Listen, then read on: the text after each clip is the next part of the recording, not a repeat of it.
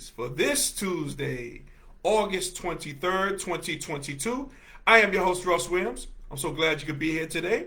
I know you could have been anywhere in this world today, ladies and gentlemen, Transition Army. I know you could have been anywhere in this world today, but you decided to be here with me. And I appreciate that. And more importantly, I appreciate you. So welcome to Transition Tuesdays, my friends. Welcome, welcome, welcome. Well, Transition Army, we have a great show, an action-packed show once again here today. And as you guys know, I love to state my intentions before we get the show started. My intentions is to always give you the opportunity to laugh, smile, think, and engage in honest conversations as we deal with your life, as we deal with your life's transition. So that's what we do here on Transition Tuesdays. So I am so happy you guys attended today. I'm going to give you guys a soul clap. Hold on one second as I do this, because I know you guys are busy in your busy schedules. You came here, get a little load off as I'm trying to play the music here and applaud you guys. Come on. Now, come on. I got to give you guys some claps. There we go. Thank you for joining me here on Transition Tuesdays, each and every Tuesdays, my friends, my Transition Army. Thank you so much. Appreciate you guys. I know you guys, some people out there are on vacation. You know, some people out there just making it in from work, got a nice beverage, tune in to watch the show and check me out. So I appreciate that. I appreciate you guys immensely. I do. Yes, I do. I really do. So, ladies and gentlemen, Transition Army, I want to talk briefly about a couple of items here today. First one is, I want to talk about a young lady who might become our next president in 2024. This can happen, okay? It could be our first women president in 2024. Yes, I'm talking about Liz Cheney. Liz Cheney. Now, Liz Cheney, she lost a bid to be governor in Wyoming. She lost the primary. She lost actually by a landslide. She lost by a large margin. She lost by a lot. And man, I mean, the people are spoken there. But this can probably be a blessing in disguise, ladies and gentlemen. This could maybe be a blessing in disguise, because this young lady could possibly run to be the first woman president of the United States. Oh, before I begin, we're going to talk more about this, but I will be remiss. Oh my God, I want to wish my aunt Dean in Detroit a happy birthday. Man, in Detroit, what up though? Oh, Aunt Dean, I love you. We've had my Aunt Dean on a couple of times on the show. I just love this young lady. She is feisty. She is the bomb. I'm gonna share a quick story of my Aunt Dean. She'll probably kill me for this, but you know, my Aunt Dean is the matriarch of the family in Detroit, Michigan. Oh my gosh, she is the one. I mean, she is the matriarch. She is the queen of the Richardson family. Oh, that's my crew there. Everybody knows the Richardson family in Detroit, Michigan. Everybody knows them.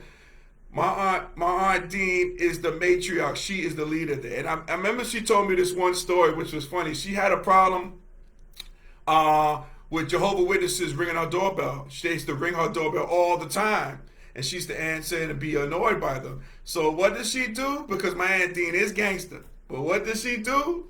One time she answered the door totally nude. And they just scrambled out of there and they never rang a bell ever since. So that's my Aunt Dean. Aunt Dean, happy birthday to you. Many, many more. Oh man, I just had to share that story. So happy birthday, Aunt Dean. So Liz Cheney now. Okay, Liz Cheney. So again, could be a blessing in disguise. She's kind of alluding to it, but she might run for president in 2024. And I think in this particular climate and in terms of voting, I think, if people want people to win, you gotta have some type of strategy involved. There has to be some type of strategy involved in the process. And I'm saying this, so we see Liz Cheney, who has been on the forefront of the insurrection of number 45. She's on that. She's on that council. She's second in command. Really, she's really taking the bull by the horns, and that's the main reason why she lost her bid in Wyoming, because she went against number 45. You've had some people who have been saying that she was a traitor for going against number 45 in this insurrection, in these hearings, what's going on here. But, I say that to say this, she can be a viable candidate for president in 2024. And like I mentioned, I think voters have to go in there with a sense of strategy, especially Democrats. All right, so I want to talk to you Democrats here. Okay, those who are Democrats. All righty? Now, again, Republicans, they go into it with they go in it to win elections. Democrats, we go into it to participate in elections. Okay, let's keep it real. Republicans don't play. Okay, so we might have to have a different strategy going into it. So I propose this, and I want to get everybody's thoughts and feelings on this. Okay. So I'm talking to you Democrats. If you're a Democrat out there, I'm talking to you. Okay, I'm talking to you right there. Okay, before you sip your water and what have you, I'm talking to you, Democrats. If Liz Cheney, if she ran as a Republican, right? What she is already, she's a Republican. Would you vote for her as a Democrat? Would you vote for her to be president of the United States in 2020 if she ran? Okay? Now I'm just saying, for you as a Democrat, would you vote for Liz Cheney, who is a known staunch Republican? I mean, following the footsteps of her dad, who was a Vice President, Dick Cheney. Okay? So if she ran as a Republican and she went against number 45, and let's say she was to beat him, would you vote for Liz Cheney as a Democrat for the president of the United States in 2024? Okay? That's my first question. Second question. Let's say if Liz Cheney happened to change parties. Let's say if she became a Democrat or she ran as an independent. Would you vote for her as president of the United States in 2024? Would you do it if she changed parties? Because again, I think there has to be a strategy. I think, and if you ask me right now, I think the strategy is, and this person isn't out there, but she is out there. But on the Democratic side, I think the strategy should be a woman. We should have a woman president. A woman president. Preferably white. I think that'll get the job done, and I think Liz Cheney can do that. But again, you as Democrat, now she's a Republican, but if she was able to change parties, or if she didn't change parties, would you vote, if you're a Democrat out there, would you vote for her to go against, let's say this, I'll put another scenario. Let's say if she changed parties and she had to go against number 45 because, what's the deal is going to be, number 45 is going to run again. All right? That's trust me on this. I think I believe he's going to run again. Okay? So, would she be a viable opponent to go against 45 in the 2024 elections, which is a long time from now? Man, the midterms are only 90 days away. Okay? 2 more years later, we're going to be voting for another president. Would you do that as a Democrat? Could you see Cheney beating number 45? Is there another candidate? And if there is, I want somebody to tell me, is there another candidate that can beat number 45 in a presidential election? If it is, you let me know. I think you have that candidate in Cheney. Here's a person who's doing a bang-up job. She looks like, she's going up against the former president. She wants all the smoke. and she's delivering thus far. I mean, we don't have a conviction. I think if she got a conviction, that'll really state her case to be that president. If she gets a conviction in that insurrection case, okay. So, but I'm asking the masses because I've been trying to rack my brain on it. Who can beat this guy in a general election? Who is the candidate out there?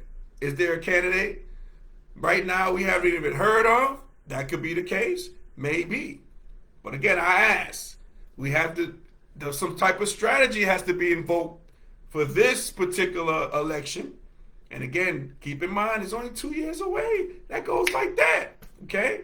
But I believe, unless somebody has a better candidate than I just proposed, Liz Cheney would be a great candidate for President of the United States in 2024. And me as a registered Democrat, if that was the case, I would be voting for her.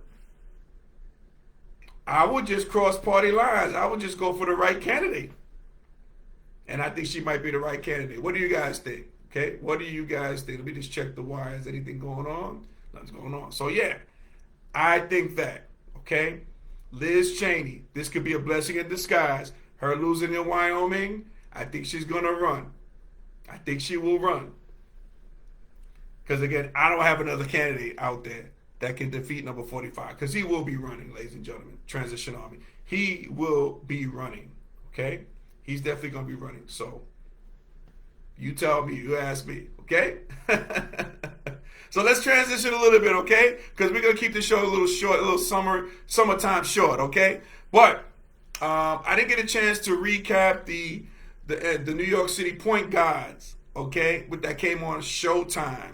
And they talked about, they featured people like Kenny Smith, Mark Jackson, Rod Strickland, oh boy. Skip to my little Rayford Austin, they talked about him. Stephon Marbury, man. God Sham God. These guys were true New York City point guards. You know, and Dwayne Pearl Washington, man. One of my favorite, my number one favorite. And me, I had the opportunity to ask Dwayne the Pearl Washington when he was living. I remember I met him at an NBA All-Star game, which I was doing the rings for the retired players, and I got a chance to talk to Pearl Washington. And I asked Pearl, I said, Pearl, you know, he graduated in 1983, which is a famed class in 1983 that featured Pearl Washington, Kenny Smith, Mark Jackson, Billy Donovan. People forget about Billy Donovan, and Kenny Hutchinson. And I asked Pearl Washington, one of the feature point guards in the show, I asked him, I say, hey, Pearl, in that Pacific class, those point guards, big-time point guards, were you the best point guard in that class? He looked me straight in my eyes and said, yes, brother, of course I was. No doubt about that. I believed him. And it was a great segue on great storylines about the Pearl, who's no longer with us, man. So rest in peace to the Pearl. You know, I've had conversations with his brother, Don. Shout out to my boy, Don, you know, his brother, man, who talked about his brother glowingly, man. The lore of Dwayne Pearl Washington. Like, I had no idea when I used to watch him play. You know, I was an 8th grader at the time when he was a senior. But I had I didn't know about the stories about him wearing a Pac-Man chain. I knew they called him Pac-Man. I knew that. But him coming to the games in a moped and having the Pac-Man, necklace, chain, big chain, and his girlfriend had Mrs. Pac-Man too. Those are the things to know, because the Pearl Washington was eating up opponents. So he rightfully had that nickname, Pac-Man. Right, man. But I want to, so they featured those players and those people and everything like that. But I wrote out a list of, and shout out to Instagram. They have a post, New York City point guards, and a lot of them, they said miss the point, which I think is a great idea what they're doing there, man. So shout out to them there at that on that social media platform, because I wrote up a couple of point guards, New York City point guards that were omitted. All right, and I just want to talk about a number of them. If I would, let's see. We got Chris. Wait. I gotta bring this guy. This guy is he has a residency on my show here. This guy here is the voice of the men's and women's basketball team at Manhattan College, the Pick and Pop podcast. This guy is Mr. Mac. Ladies and gentlemen, we got my guy Uncle Smoothie on the checker. What's on, Smooth? What's going on? Welcome to Transition Tuesdays, my friend. Also, we got Karen joining us from Maryland. Karen, what's going on? Welcome to Transition Tuesdays. Thank you for joining us, guys. So we're talking about the point guard special, and I want to talk about a number of players that were omitted on that special who should have got some light on that special. Okay, I'll start with this because I saw this guy up close. I actually got a chance to do the championship rings for this guy in high school, Sebastian Telfair. This guy, Bassie, this guy is a true point guard. This guy here was a legend, man. A legend. This guy had all those championships. You know, he came from that pedigree at Lincoln. Man, McDonald's All-American. Got drafted in the first round out of high school to the NBA. This guy is a true point guard, okay? Man. Then you had my guy, rest in peace to this guy, man. Oh, my God. One of my favorites. I played against this guy, too. Super Dave Edwards. Super Dave Edwards, man, who went to Andrew Jackson, did his thing. I think he led the PSAL that year in scoring. I think he averaged like 30 or 40 points a game. Cool dude, super dude, man, super good dude, man. Went to Georgetown, played there a year, he turned it out. Didn't work out there, then he transferred to Texas A&M and did his thing. Man, and Super Dave Edwards, man, you know, in the height of COVID, when it first got started, he was one of the casualties. So rest in peace to my man, Super Dave Edwards. Oh, my God. This guy here. Now, another guy who they admitted, a guy I had on my show here on Transition Tuesdays, my guy D. Phelps, Derek Phelps. Man, this guy is a true point guard, okay, here in Queens. This guy here, Christ the King High School, McDonald's All-American, went on to play at North Carolina, won a national championship, a chip. My man Derek Phelps was omitted. He is a true point guard. Then I'm going to go way back for those people who know. And I wish my man Tony Charles was tuning in, because Tony Charles can give us even more names if he's checking in on the check-in. But this guy here, this guy did it. This guy by the name of Kenny Patterson. Kenny Patterson did his thing here in the PSAL in New York. Then he went to DePaul and turned it out. Rest in peace to my man Kenny Patterson as well. Man, this guy did his thing. Another guy, underrated guy. This guy, and he's coaching right now. You know, he continues to be assistant coach at Syracuse University. Adrian Red Autry. This guy at Tarleton gave people the business. This guy was a point guard as it was as well. This guy did his thing, okay? Did his thing at Syracuse as well. This guy was a true point guard. Man, and now I'm going to give you a guy on the list who was omitted. And this is kind of near and dear to myself because this guy should have got some mention. All right? You know who this guy is? Myself. All right? Myself. Now, you might be asking, Russ, you know, can you say you were a point guard, okay? Okay, let me just give you a couple of history about me. And again, I don't like to brag or toot my own horn, but we're going to start from the beginning, okay?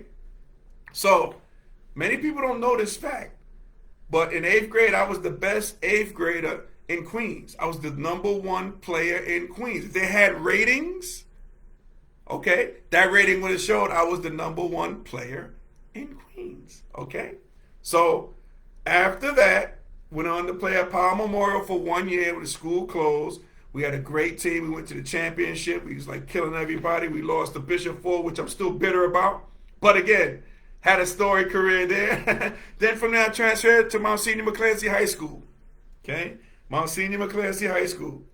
Transfer there. Had a pretty successful run there. I was a all-city player at Monsignor McClancy. I am a Hall of Famer at Monsignor McClancy.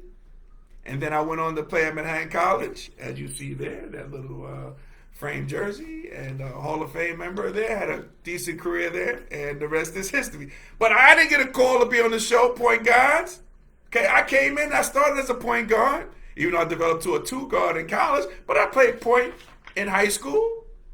I had some credentials that could stack up to those guys who were there. But I didn't get a call. But that's okay.